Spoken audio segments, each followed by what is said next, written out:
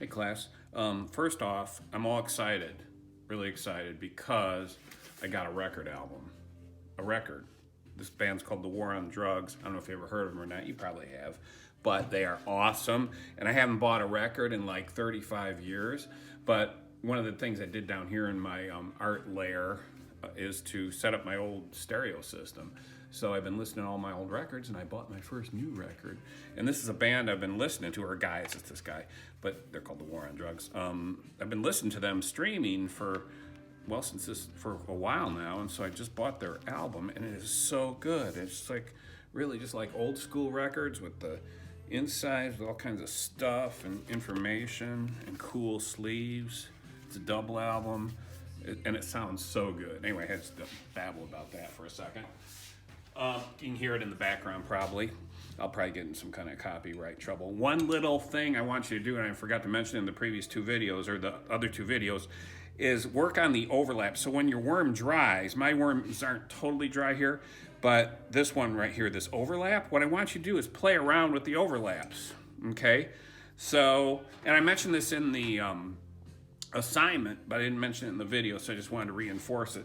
So that what I mean by playing around with them is start, in addition to working on those negative spaces, play with these overlaps. I'll just demonstrate here. I took some red, and I'm just going to put it in there to create this kind of section in the worms that are either in front of or behind. So like this worm, is it in front or is it behind? That's kind of thing to do. So you create these nice transparent areas. I'll just keep the worm going here.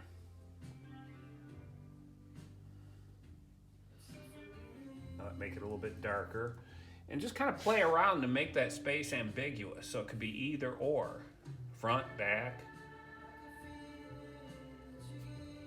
It's just play around with the overlaps. I'm going to pull that up just a little bit. Oh, didn't do anything. Oh, kinda. It's getting there. Throw some more blue in there. Okay, does that make sense? There's all kinds of cool things you can do with that.